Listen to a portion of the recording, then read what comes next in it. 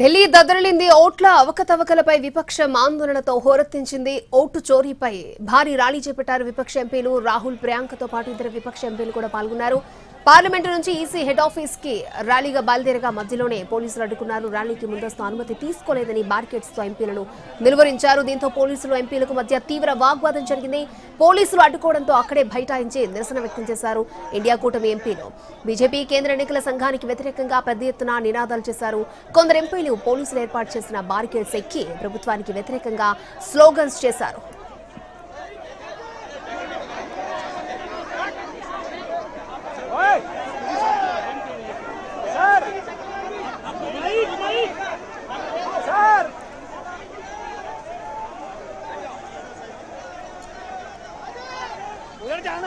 Delhi దద్దరిల్లింది.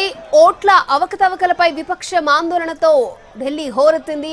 Vote చోరీపై భారీ rally చేపట్టారు విపక్ష ఎంపీలు. రాహుల్, ప్రియాంకతో పాటు ఇతర విపక్ష ఎంపీలు పాల్గొన్నారు. పార్లమెంట్ నుంచి ఈసీ హెడ్ ఆఫీస్ వరకు ర్యాలీగా బయలుదేరగా మధ్యలోనే పోలీసులు అడ్డుకున్నారు. ర్యాలీకి ముందస్తు అనుమతి తీసుకోలేదని బార్కెట్స్ తో ఎంపీలను నిలువరించారు. దీంతో పోలీసులు ఎంపీలకు మధ్య తీవ్ర వాగ్వాదం జరిగింది. పోలీసులు అడ్డుకోవడంతో అక్కడే బైఠాయించి నిరసన వ్యక్తం చేశారు ఇండియా కూటమి ఎంపీలు.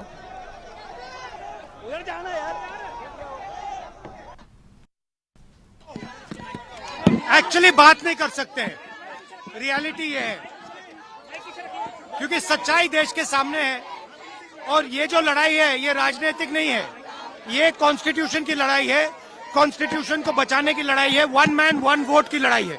इसीलिए हमें साफ प्योर वोटर लिस्ट चाहिए। वो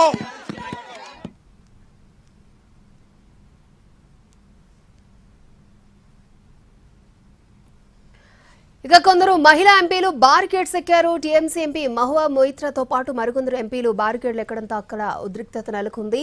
అక్కడ తీవ్ర వాగ్వాదం చోటు చేసుకుంది పోలీసులతో ఇండియా కూటమి ఎంపీలకి. రైట్, తాజా పరిస్థితులను అందించడానికి మా ప్రతినిధి ప్రసాద్ ఢిల్లీ నుంచి లైవ్ లో రెడీగా ఉన్నారు. ప్రసాద్,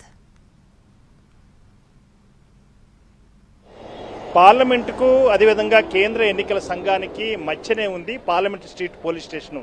అయితే పార్లమెంట్ నుంచి శాంతియుతంగా ర్యాలీగా వచ్చి కేంద్ర ఎన్నికల సంఘానికి విజ్ఞాపన పత్రం అందజేయాలని చెప్పి దాదాపు 300 పైగా ఉభయ సభలకు చెందినటువంటి ప్రతిపక్షాల పార్టీలకు చెందినటువంటి ఎంపీలంతా కూడా వస్తున్న సందర్భంలో వారందరూ కూడా అడ్డుకోవడం జరిగింది. వారిని నిలువరించారు.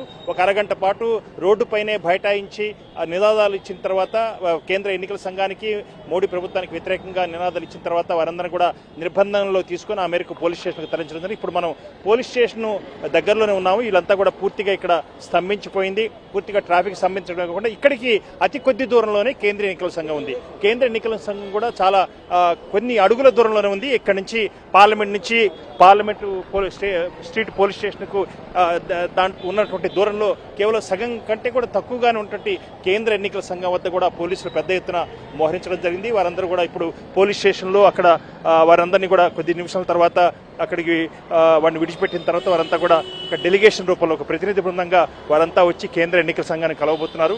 ఈ పోలీస్ స్టేషన్ తీసుకొచ్చినటువంటి వాళ్ళు అఖిలేష్ యాదవ్, అదేవిధంగా రాహుల్ గాంధీ, ప్రియాంక గాంధీతో పాటు అనేక మంది ప్రముఖ ప్రతిపక్షాలకు చెందిన